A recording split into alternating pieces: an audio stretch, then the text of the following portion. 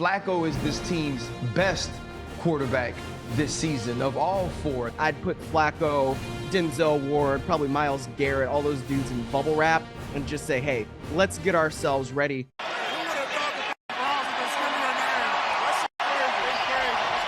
I know this is my third video ever.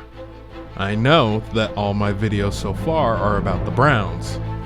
But this team has been playing phenomenal football on both sides of the ball, especially as of late. Without a shadow of a doubt, this team has absolutely changed since Joe Flacco has taken the reins on this pony. This is an underdog story that writes itself, and even rivals are conceding and giving a nod to Flacco and what he has accomplished so far. Furthermore, this team is running smoothly with Stefanski, a coach that is not only in talks for Coach of the Year, but is having his name side by side with one of the most famous coaches of the game of football of all time. Not only that, he is bringing the team to unknown territory, such as making the team the first in NFL history to go to the playoffs with 4 different starting quarterbacks over the season. If the team goes all the way, this season will be talked about for quite a long time. However, what about Joe Flacco? With these past 5 games, what has he done that's so significant? Let's take a deeper look.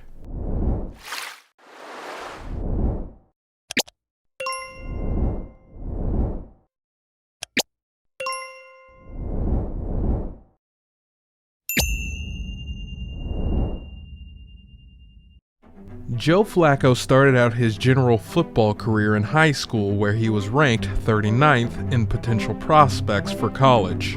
By the time college rolled around, he settled on the University of Pittsburgh, and with his near 2 years there, he didn't see much action, tossing 4 passes in total. So, he transferred to the University of Delaware, where he would spend the rest of his college career. Throughout that time in Delaware, he saw a championship, albeit a loss, and a 16-10 record. It's reported that he set 20 records while in Delaware.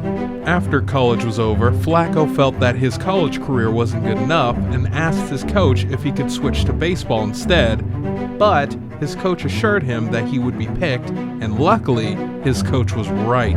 With the Senior Bowl and NFL Combine showings that Flacco had, he became a top 5 quarterback draft pick. And in 2008, Joe Flacco became the 18th pick in the first round for the Baltimore Ravens, and the Flacco era began. Now, before coming to the Browns, Joe Flacco wasn't a scrub. For the majority of his NFL career, he was with the Baltimore Ravens. And with the Ravens, he had a 96-67 record. Now, there's various opinions out there on that record, but my reasoning is that he didn't have much of a supporting cast compared to what he has now. Sure, he had receivers like Torrey Smith, Derek Mason, Steve Smith, among others. However, they started at different times, and some were past their primes for the constantly evolving league. No shade tossed on any of them at all, by the way, because they still won a 2013 Super Bowl, and the team held winning record seasons to brag about up to that point. After the fact, though, barring one season, the records gradually became more lackluster until Flacco was traded to the Denver Broncos after 10 long years with the Ravens. From there until the Browns, he didn't have much of a supporting cast as he did with the Ravens.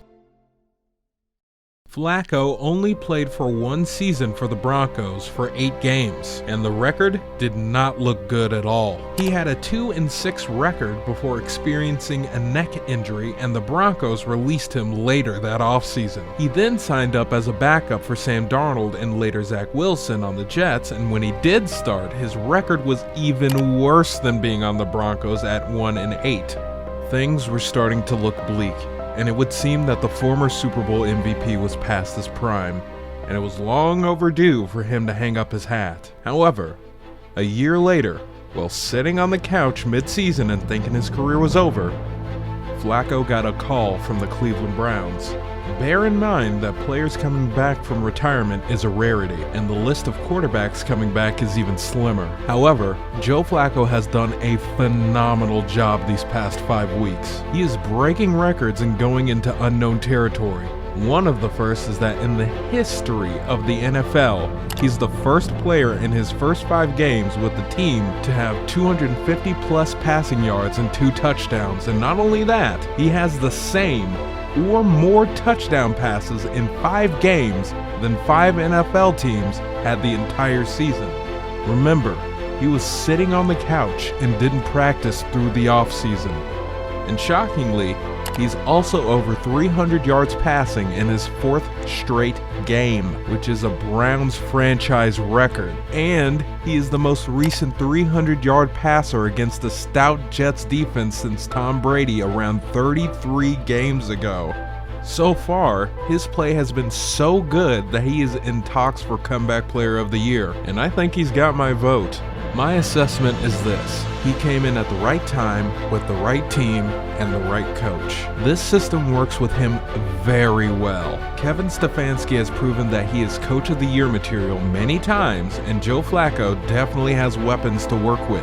If the Browns continue playing how they have been on both sides of the ball, I honestly can see them going very far through the playoffs, if not all the way. It would be interesting to see Joe Flacco to face off against his former team and division rival, the Baltimore Ravens, who I can't wait to make a video on here in the future. On another note, will Joe Flacco take the Browns to the Super Bowl? What do you guys think? Comment down below. Now, before I go, I'll leave you with this. The Browns are now 3-0 since the NFL leaked this part of the script on their Facebook page 3 weeks ago. Have a good one.